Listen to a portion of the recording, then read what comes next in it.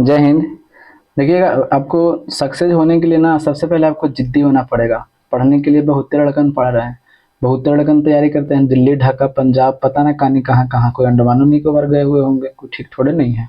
But सही में आकर देखे ना तो सब कुछ तैयारी कल केवल नाम का कर रहा है। बहुत कुछ ही लड़कन जो ऐसा है ना जो सीरियस ढंग से तैयारी कर रहा है। तो देखिएगा, आपको भी सीरियस होकर के चलना पड़ेगा। ना चलिएगा ना तो पवेलियन आज लौटिए या कल लौटिए। हमको तो यही लगता है कि उससे अच्छा उतना दिन जो बेकार उधर टाइम कीजिएगा पढ़ाई कर लेते तो ज़्यादा बेटर है। पढ़ना है तो अच्छा सा पढ़ लीजिए, वरना छोड़ दीजिए। ठीक है, चलिए हम शुरुआत करते हैं। और हम बिल्कुल वैसा नहीं करेंगे कि बाबू पढ़ो लिखो, आपको जो इच्छा करता है वो कीजिएगा। ठीक है, चलिए सिंपल सी बात है, आगे देखते हैं। फिजिक्स का प्रीवियस इसका क्वेश्चन है जो आपको यहाँ पे डिस्कस कर रहे हैं। चलिए, क्या बोला गया है कि यदि एक पेंडुलम से दोलन करने वाली घड़ी को पृथ्वी से चंद्रमा पर ले जाए तो घड़ी होगी। अच्छा, हम इतना जानते हैं, सबको पता होगा कि जो भार जो होता है ना, है भार, यानी पृथ्वी पर भार जितना है, मान लीजिए कि ये कितना है, तो 60 kg पृथ्वी पर कोई व्यक्ति है। ठीक है, और लेकिन चंद्रमा पर जैसे ही जाएगा तो उसका भार क्या हो जाएगा, 1/6 हो जाएगा। 60 का 1/6 हो जाता है, यानी जैसे ही जाते हैं, अगर चंद्रमा पृथ्वी पर भार 60 है तो चंद्रमा पर कितना हो जाता है, 1 हो जाता है। ठीक है, यानी पृथ्वी से चंद्रमा पर जब हम जाते हैं तो भार में क्या होता है, कमी होता है। द्रव्यमान में कमी भी होता है का, आपको ऐसा लगता है? तो नहीं, द्रव्यमान में कोई कमी नहीं होता है। द्रव्यमान जो है ऐसा थोड़े नहीं है कि हम यहाँ 80 kg के हैं तो वहाँ पे हम एकदम कम हो जाएंगे तो हमको लिवर या किडनी या ये सब कहाँ गया भाई बा, ये भी तो हो सकता है। तो फिर तो रोने लगेगा ना, लीवर किडनी फेफड़ा वो सब है जो उस सब कहाँ गया। भार में कमी होता है। भार वही होता है जिसमें जो 9.8 यहाँ पे पृथ्वी का गुरुत्वीय त्वरण जो है ना, उसी के वजह से यहाँ पे रहता है। अब वहाँ पे वो ये है, ये नहीं है तो और कम जाता है, यानी और ये कम है इसीलिए कम जाता है। समझ में आ गया? भार इसमें किसी वस्तु को जो नीचे लटकाते ना है तो उसके लिए जो 9.8 जो है उस पर काम करते रहता है। ठीक है, इसीलिए यहाँ पर 60 kg दिखा रहा है। अगर इसको वहां पे जाएंगे तो अलग हो जाएगा, क्योंकि यहाँ पे तो 9.8 से तो खींचेगा ये नहीं। समझ में गया? समझ में आ गया? चलिए, ये तो बेसिक चीज था इसीलिए हम समझा दिया, लेकिन हमें ये चीज समझना है कि जो क्वेश्चन पूछा गया है वो समझना है। बस इतना तो जानते हैं कि अगर हम चंद्रमा पर जाएंगे तो द्रव्यमान अति का क्या हो जाएगा, द्रव्यमान तो सेम रहता है बट क्या हो जाएगा, भार बदल जाता है। तो एक फॉर्मूला हम जानते हैं, टी बराबर 2 पाई √L/G जानते हैं। अच्छा, ये दूसरे के टी और जी व्युत्क्रमानुपाती है, इनवर्सली प्रोपोर्शन है। अच्छा, जब इनवर्सली प्रोपोर्शन है तो अगर ये क्या हो जा रहा है, ये घट रहा है, चंद्रमा पर लेके जा रहे हैं, ये पृथ्वी था ये चंद्रमा था, तो चंद्रमा पर ले गए तो ये जी क्या हो जाता है, घट जाता है। अब जी घट जाएगा तो ये आवर्तकाल क्या हो जाएगा, ये कि बढ़ जाएगा। और का जब आवर्तकाल बढ़ गया यानी टाइम ज्यादा अब ले रहा है, तो टाइम ज्यादा ले रहा है। पहले आप 1 घंटा में जाते थे और अब आप वही स्कूल 2 घंटा में जा रहे हैं। तो तेज जा रहे हैं कि फास्ट जा रहे हैं, तो कहिए कि अब 2 घंटा में जा रहे हैं, हम सुस्ता के जा रहे हैं ना। ठीक है, तो बस वही बात, अब यहाँ सुस्ता गया है। समझ में आ गया? यानी टाइम ज्यादा कोई ले रहा है तब वो क्या हो गया, सुस्त हो गया है। समझ में आ गया? इसका आंसर कौन सा हो जाएगा? बस इस तरह से आप बनाते हुए बढ़िएगा। ठीक है, चलिए आगे बढ़ते हैं अगले क्वेश्चन पर। आगे क्या बोला गया है कि जब प्रकाश की तरंगे वायु से कांच में होकर गुजरती है। अब देखिएगा, अब हम पहले बताते हैं, जैसे मान लीजिए कि आपके पास में ये कांच है, प्रकाश की किरणें आई। ठीक है, अब ये हमने विलंब डाला, जाना चाहिए था इसको ऐसे। ठीक है, बट अब कैसे होगा, अविलंब की ओर मुड़ जाएगा। क्यों? क्योंकि सघन माध्यम है। अब सघन माध्यम है तो अब आप खुद बताइएगा कि यहाँ पे वायु था यानी विरल था। ठीक है, तो जब विरल था तो यहाँ पे प्रकाश तेज होगा इसके तुलना में, कांच की तुलना में कि ज्यादा कम होगा, तो कहिए कि तेज होगा ना। आप खुद बताइए, आप भीड़ भड़का इलाका में ज्यादा तेज गाड़ी चलाते हैं कि एकदम खुला रोड रहता है जहां पर, तो कहते हैं क्या तरीके, जहाँ पे खुला रहता है वहीं पे ज्यादा चलाते हैं ना, है। ठीक है, तब समझ में आ गया कि बेग क्या यहाँ पे ज्यादा होगा और यहाँ पे बेग क्या हो जाएगा, कम हो जाएगा। जैसे ही यहाँ पे आएगा ग्लास में आएगा तो बेग क्या हो जाएगा, कम हो जाएगा, यानी बेग में क्या हो रहा है, परिवर्तन हो रहा है। ठीक है, चलिए अब बताइएगा, अब एक तरह से तरंगदैर्घ्य क्या होता है, एक तरह से लंबा लंबा डेग दम होता है। ठीक है, हमने बहुत अच्छे तरीके से समझाया था पिछला वीडियो में। ठीक है, कि तरंगदैर्घ्य क्या होता है, कैसे ये रंग पर काम करता है, सब अच्छे तरीके से समझाया था। अब देखिएगा, ये क्या होता है, तरंगदैर्घ्य यानी लंबा लंबा डेग है। ठीक है, लंबा लंबा डेग है तो आप खुद बताइए, ये भीड़ भाड़ का इलाका में आप लंबा लंबा डेग मारिएगा तो कहिए कि भाई भीड़ भड़ा का इलाका में कैसे लंबा लंबा डेग मार लेंगे, नहीं ना। मुश्किल है। यानी जहाँ पे खुला रहेगा वहां पे एकदम पूरा एकदम अच्छा से एकदम पूरा चलिएगा, लहरिया कट मार मार के कभी इन्हें घुमाइएगा कभी इन्हें घुमाइएगा, ठीक है ना। तो यानी क्या होगा, तरंगदैर्घ्य भी क्या हो जाएगा, यानी तरंगदैर्घ्य भी क्या हो जाएगा, परिवर्तन होगा। लेकिन आवृत्ति फ्रीक्वेंसी वो कभी भी नहीं बदलता है, फ्रीक्वेंसी कभी भी नहीं बदलता है, क्योंकि फ्रीक्वेंसी का एक गुण क्या है, जैसे में फ्रीक्वेंसी क्या होता है कि एक सेकंड में कितना बार वो दोलन करता है, ऐसे ऐसे ऐसे कितना बार दोलन करता है, ऐसे ऐसे एक सेकंड में, ये होता है फ्रीक्वेंसी। तो ये तो यहाँ भी दोलन करेगा, यहाँ भी दोलन कर रहा है, ऐसा थोड़ा नहीं कि दोनों जगह अलग अलग दोलन कर रहा है। हाँ, भलुके गति नहीं कर रहा है, तो गति के लिए तो हमको वेग और तरंगदैर्घ्य तो है ही है, तो आवृत्ति से मैं क्या लेना देना है। अब समझ में आ गया। तो अब आवृत्ति क्या होता है, समान रहता है, ये कभी भी चेंज नहीं होता है, चाहे जहां भी लेके जाइए इसको, हमेशा का हमेशा सेम रहेगा, ठीक है। चलिए, अगर वैसे नहीं समझ में आया तो ये आवृत्ति का मतलब समझ जाइए कि सांस सांस एकदम लेना सभी जगह जरूरी है, आप इस तरह से आप याद रखिएगा, ठीक है, कि या तो जहां भी रहे हमको लिए सांस बहुत ज्यादा जरूरी है, ठीक है। चलिए, अब इसको देखते हैं। अब जहां पे आवृत्ति देखेंगे, आवृत्ति उसको एकदम एकदम बेदर्दी से काटिए, क्योंकि समान होता है। यहाँ पे पूछा क्या है, परिवर्तन प्रभावित होंगे, यानी परिवर्तित क्या होंगे, प्रभावित होंगे। कौन कौन प्रभावित होगा, जहां पे देखिएगा आवृत्ति है बेदर्दी से काट दीजिए, आवृत्ति है बेदर्दी से काट दीजिए, आवृत्ति है बेदर्दी से काट दीजिए, आपके सामने आंसर हाजिर हो गया। कौन सा हो गया, तो ऑप्शन नंबर क्या हो जाएगा, तो 4 हो जाएगा, ठीक है, 4 हाजिर हो गया, ठीक है। आगे बढ़ते हैं अगले पे।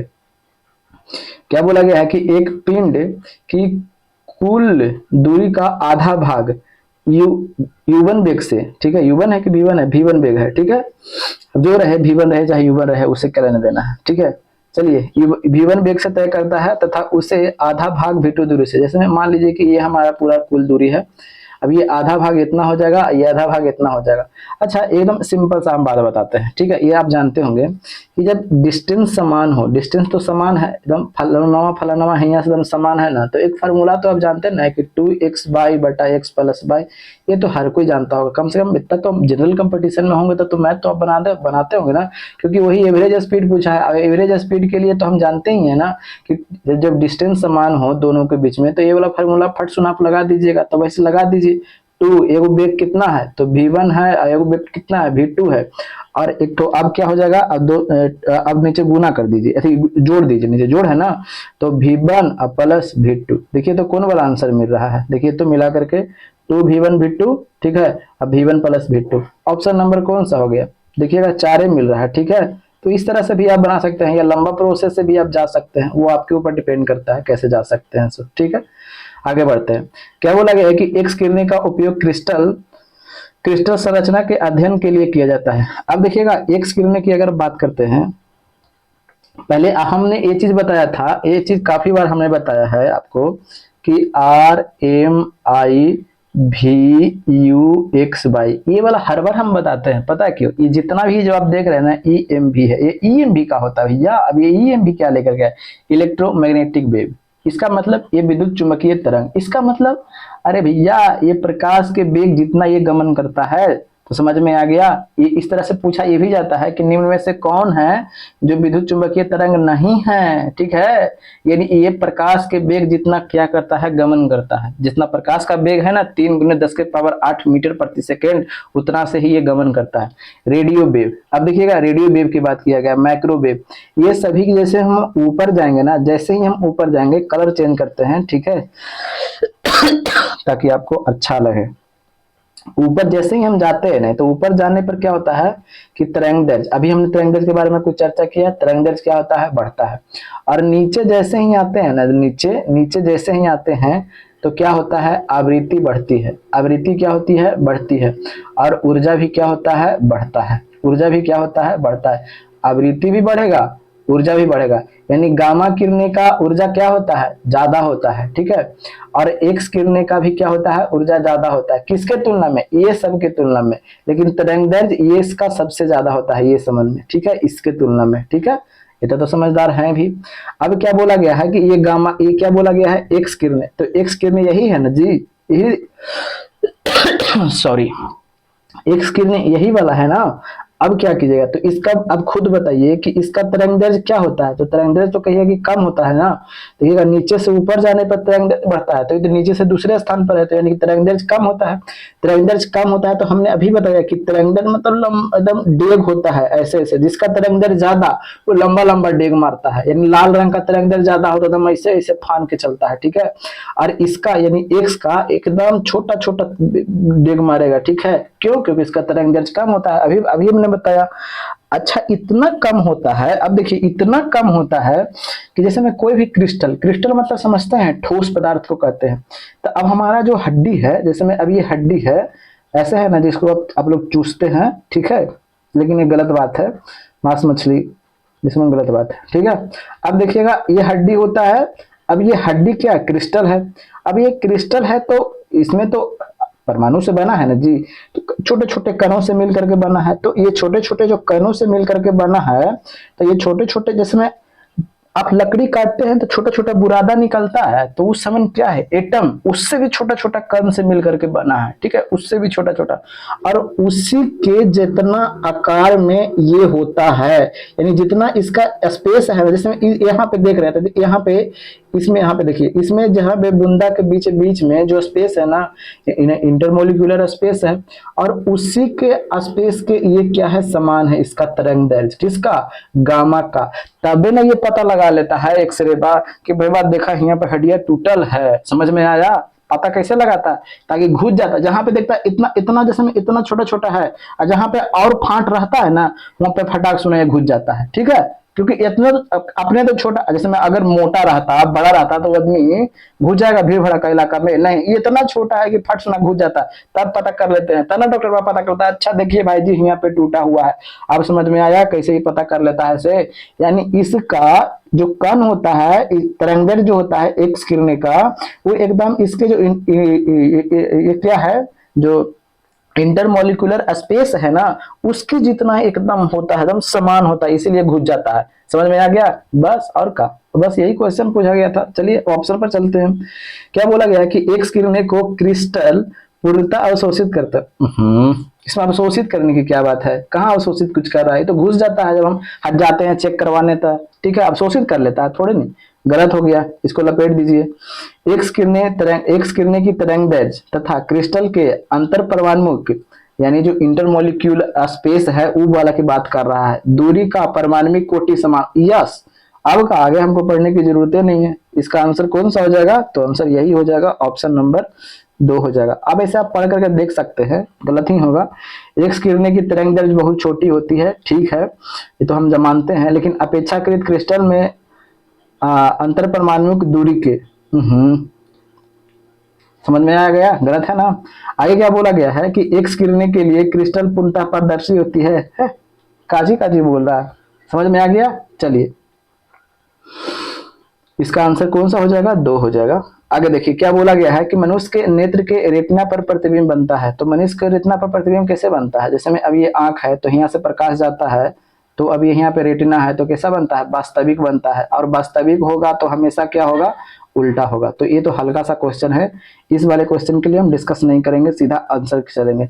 काल्पनिक होता है जो हमेशा क्या होता है, तो सीधा होता है, ठीक है, तो ये तो खत्म, काल्पनिक खत्म, ठीक है, क्योंकि वास्तविक और उल्टा बनता है, वास्तविक खत्म हो गए, सीधा पूछ रहा है, वास्तविक उल्टा, ऑप्शन नंबर क्या हो जाएगा, 4 हो जाएगा। आगे बढ़ते हैं,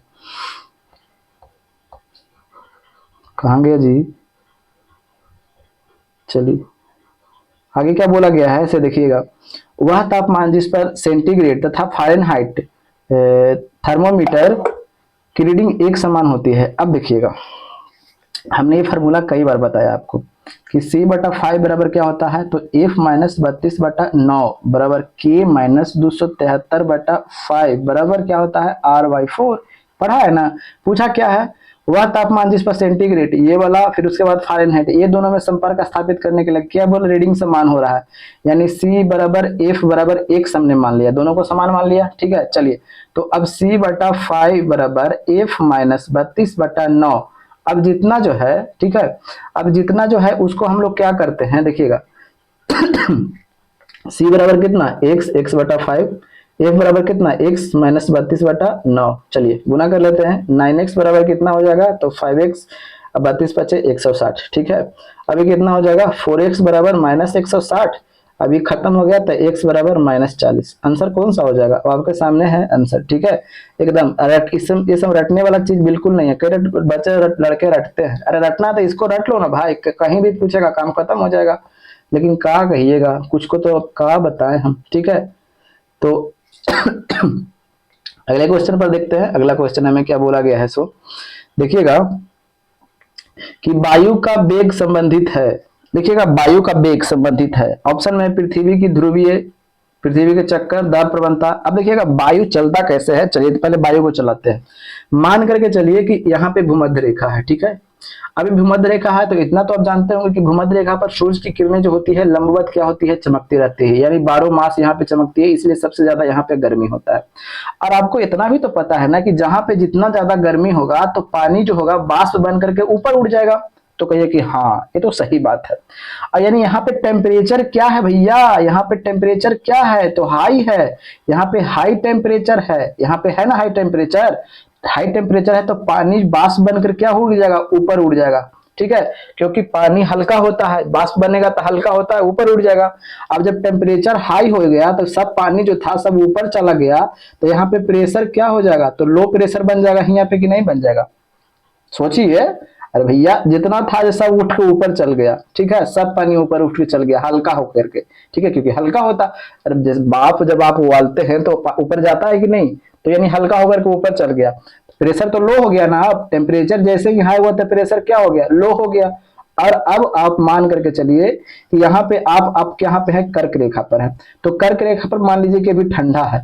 तो ठंडा है तो आप खुद यहाँ पे देख रहे हैं कि जहाँ पे टेम्परेचर हाई होता है वहां पे प्रेशर क्या होता है, लो होता है। अब यहाँ पे टेम्परेचर क्या है, लो है। टेम्परेचर लो है तो यहाँ पे प्रेशर क्या हो जाएगा, हाई हो जाएगा। समझ रहे हैं ना, बहुत अच्छा टर्म है ये सब। यहाँ पे टेम्परेचर क्या है, लो है, तो प्रेशर क्या हो जाएगा, हाई हाई हो जाएगा।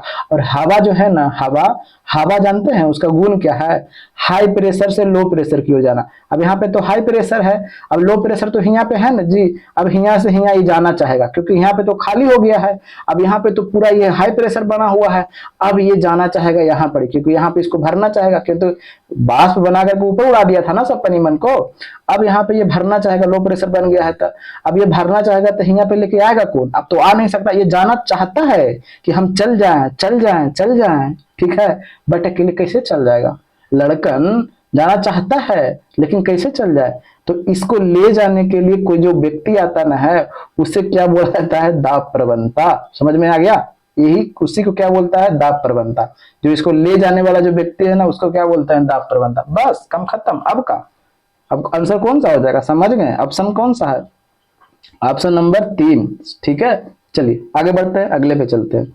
तो इसको मिटा देते हैं, ठीक है। स्क्रीनशॉट लेना चाहते हैं तब ले लीजिएगा। चलिए देखिए छोटा कर देते हैं, फिर उसके बाद यहाँ पर स्क्रीनशॉट ले लीजिएगा, इतना देर में तो ले लेते हो। चलिए मिटा देते हैं। अगला क्वेश्चन हमें क्या बोला गया है, सो देखिएगा। अगर सेशन आपको अच्छा लगता होगा तो थोड़ा सा सब्सक्राइब वगैरह कर लीजिएगा, दोस्तों के पास शेयर कर दीजिएगा, क्योंकि काफी ज्यादा छोटा चैनल है, मन नहीं करता कि पता ना क्या करे कि नहीं करे से। चलिए देखिएगा, एफपीएस यानी फुट पाउंड सेकंड प्रति की बात किया जा रहा है, में द्रव्यमान की इकाई क्या है। यानी ये फुट पाउंड सेकंड प्रति ये ब्रिटेन वाला है, ठीक है। यानी ब्रिटेन पद्धति इसको भी कहते हैं। और ये सीजीएस पद्धति किसको बोलते हैं, सेंटीग्राम सेकंड प्रति, इसको फ्रांस भी पद्धति भी कहते हैं क्योंकि ये फ्रांस वाले हैं, ठीक है। और एएसआई तो पता है, सिस्टम ऑफ इंटरनेशनल। अच्छा एफपीएस में द्रव्यमान का जो मात्रक होता है, यानी फुट पाउंड सेकंड में जो द्रव्यमान का जो मात्रक होता है वो होता है पाउंड। किलोग्राम किसका है, तो एएसआई मात्रक ही है। ग्राम किसका मात्रक है, तो सीजीएस का मात्रक है। और बात करते हैं हम मोल की, तो एक मोल बराबर पता है कितना होता है, ये पूछता है 6.022 इंटू 10⁻23 अणु या परमाणु या आयन, ठीक है, अणु या परमाणु। अब ये एक मोल बराबर इतना होता है, इसको याद कर लीजिएगा, रट लीजिएगा। ये है रटने वाला चीज, जो रटने वाला चीज है वो रटिए। वो एक मोल बराबर 6.022 इंटू 10⁻23, ठीक है। अगर हम बात करते हैं कि नॉर्मल टेम्परेचर प्रेशर पर एक मोल बराबर कितना लीटर होता है, तो एक मोल बराबर होता है 22.4 लीटर। एक चर्चा हमने कल भी किया था। इतना हम क्यों बताते हैं, लिखते क्यों है, इसलिए कि आपके दिमाग में फिट हो जाए। पीडीएफ पढ़ने से दिमाग नहीं बढ़ेगा, ठीक है ना। केवल आपको अच्छा लगता है कि पूरा एकदम सुंदर सुंदर राइटिंग में एकदम आ रहा है, दिमागवा में कितना घुस रहा है ना, इस पर डिपेंड करता है। ये जो हम लिख रहे हैं ना किसी भी तरीके से वो आपको ज्यादा दिमाग में फिट होता है। ठीक है, चलिए इसका आंसर तो समझ में आ गया। चलिए आगे बढ़ते हैं अगले पर। अब क्या बोला गया है कि न्यूटन की गति के कितने नियम है? ये सब भी क्वेश्चन बताना पड़ेगा। हाँ अब बताइए, ये सब क्वेश्चन बताना पड़ेगा। अब बताइए, लेकिन क्या कीजिएगा, पूछ रहा है तो हमको बताना पड़ेगा।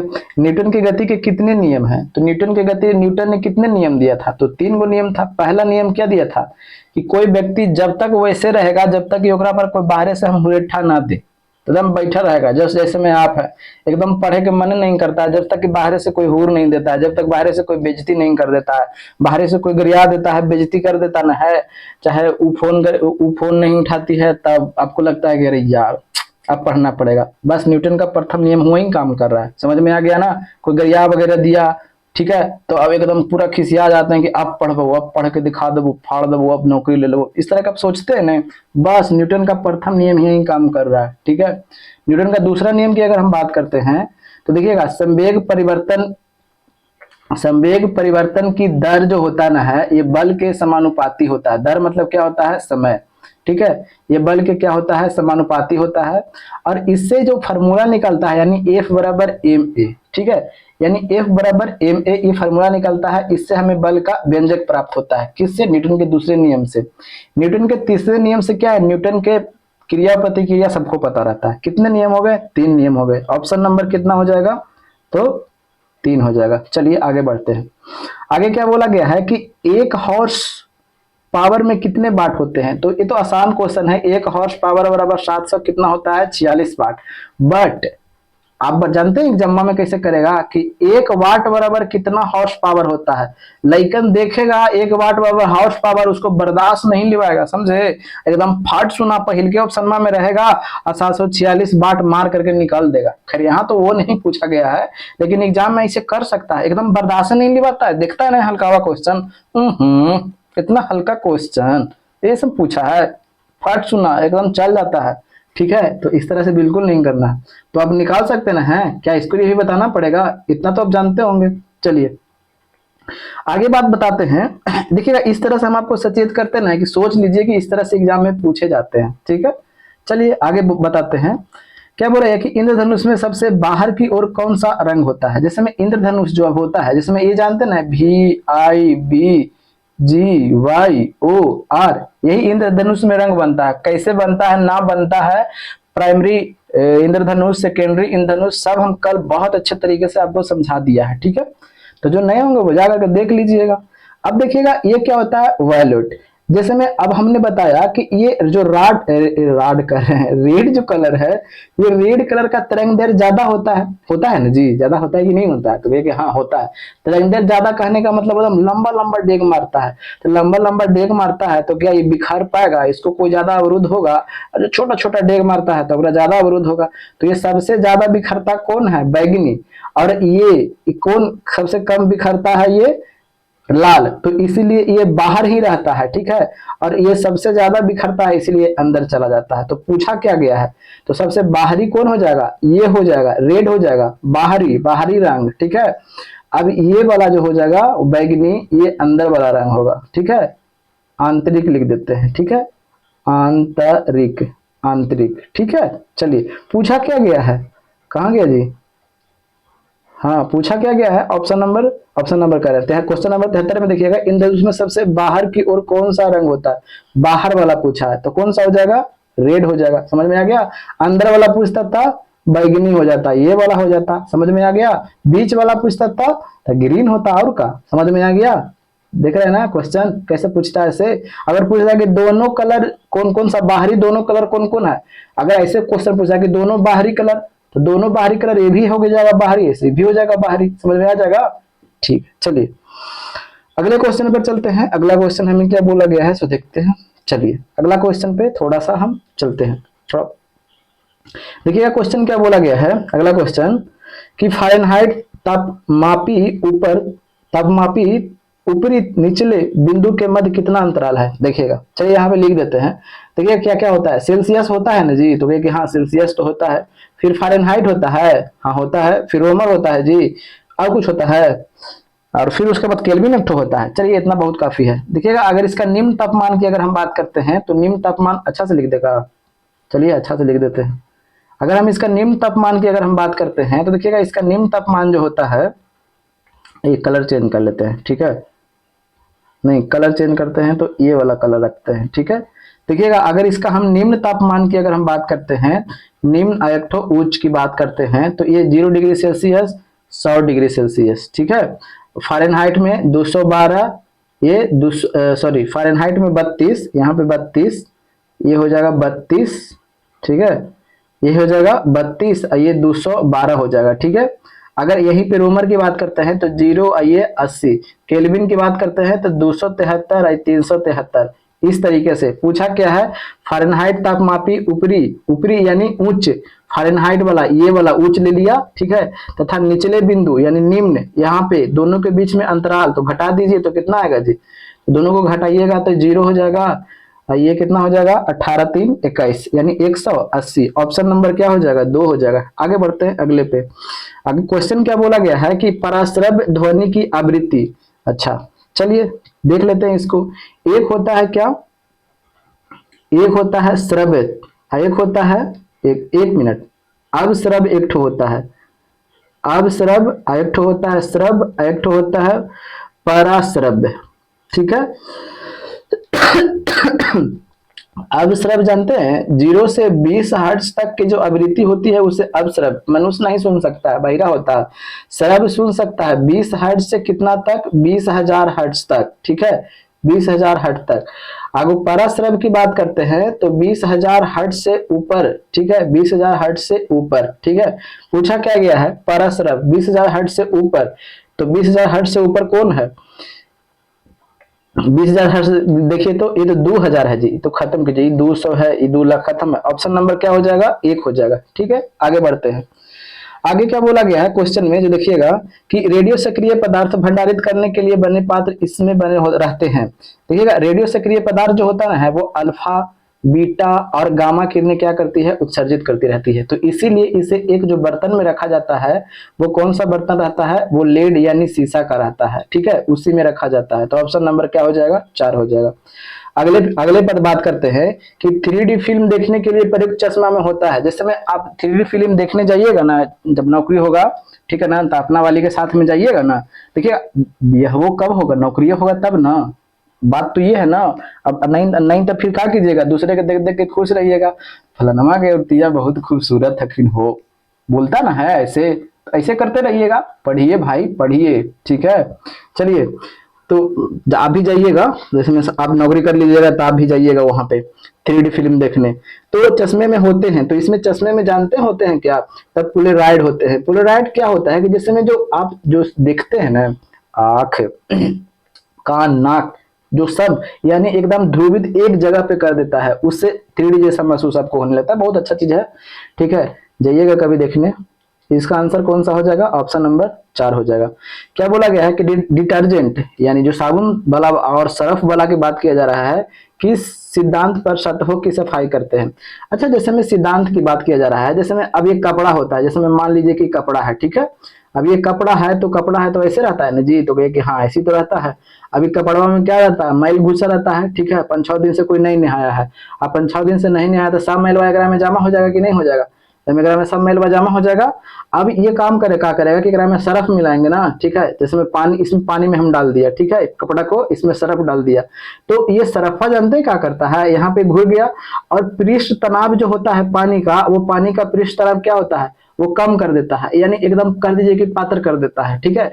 अब जब पृष्ठ तनाव कम कर दिया, पतला कर दिया, तो ये जितना जो छेदवन है ना, जेकरा में मैलवन घुस घुस के बैठल है, ठीक है, तो ओकरा में जो मैलवन घुस घुस के जो बैठा हुआ है ना, वहां पे जाएगा और इसको सब मैलवा के बाहर निकल लेगा, निकल निकल निकल निकल निकल निकल ऐसे निकाल लेगा। अब समझ में आएगा किस सिद्धांत पर काम कर रहा है, सो पृष्ठ तनाव पर काम कर रहा है कि पृष्ठ तनाव जो होता है, जैसे में क्या होता है कि किसी भी चीज में हम अगर सरफ को डाल देते हैं, यानी जल में अगर हम सरफ को डाल देते हैं तो उसका पृष्ठ तनाव क्या होता है, कम जाता है। समझ में आ गया, इसका आंसर कौन सा हो जाएगा, ऑप्शन नंबर 2 हो जाएगा। आगे बढ़ते हैं अगले पे।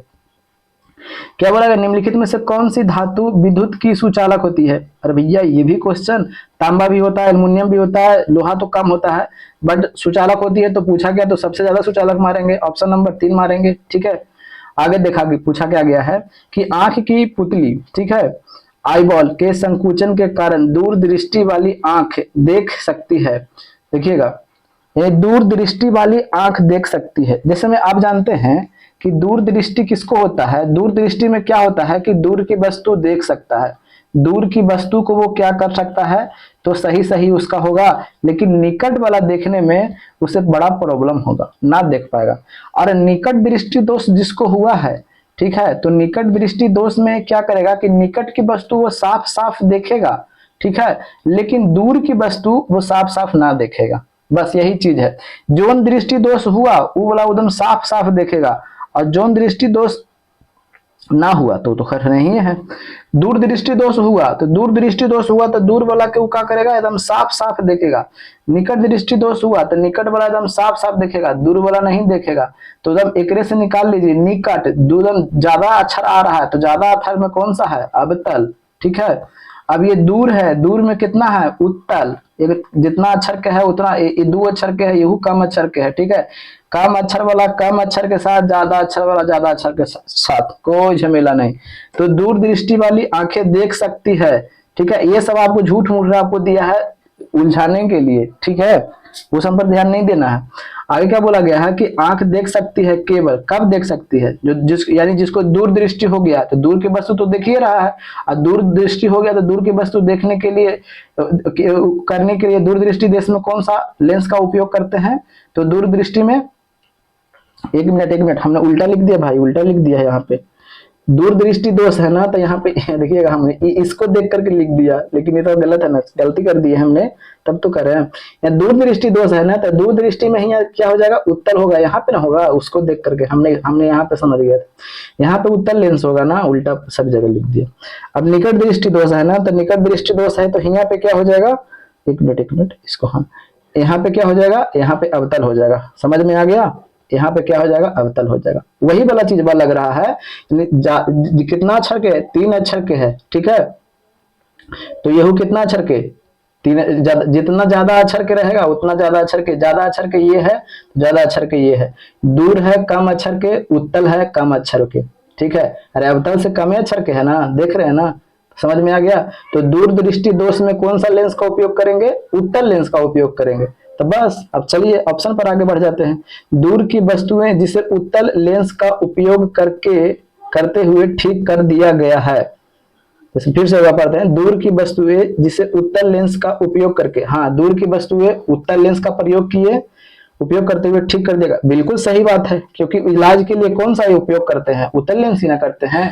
दूर दृष्टि दोष में दूर की वस्तुएं साफ झलकती है, इलाज के लिए उत्तल लेंस का प्रयोग करते हैं, ऑप्शन नंबर 1 है, ठीक है। चलिए इसका तो समझ में आ गया होगा, तो आगे यहीं तक था वीडियो। तो देखिएगा, थोड़ा सा मेहनत जो लगता है भाई, आप थोड़ा सा शेयर वगैरह कीजिएगा तो ज्यादा बेटर हो जाएगा। इच्छा है तो, अगर नहीं इच्छा है तब छोड़ सकते हैं। तो जैसे ही होगा हम आपको पीडीएफ प्रोवाइड कर देंगे, एक चैनल बना लेंगे, ठीक है। तो चलिए मिलते हैं अगले वीडियो में, तब तक के लिए नौजवान, लड़कन, बूढ़ा बूढ़ी, महिला मित्र सबके पास शेयर कर दीजिए, पुरुष मित्र जितना भी है सबके पास शेयर कर दीजिए, ठीक है। कहिए कि आप भी पढ़ो यार। अगर आपको सेशन ठीक नहीं लगता होगा तब भी बताइएगा कि हाँ मैं सेशन ठीक नहीं लग रहा, ठीक है। इसलिए हम मगही भाषा में हम आपको बताने का प्रयास कर रहे हैं। देखिएगा, जिस किताबी भाषा में क्या होता है ना कि एक आपको लोड लगते रहता है कि यार पता ना क्या करना है, इसलिए मगही भाषा में हम बताने का कोशिश कर रहे हैं, इससे आपको कोई लोड नहीं लेना है, ठीक है। तो चलिए मिलते हैं अगले वीडियो में, तब तक के लिए हंसते रहिए, मुस्कुराते रहिए, अपना के साथ साथ उनका भी ख्याल रखिए। जय हिंद, जय भारत, वंदे मातरम, इंकलाब जिंदाबाद।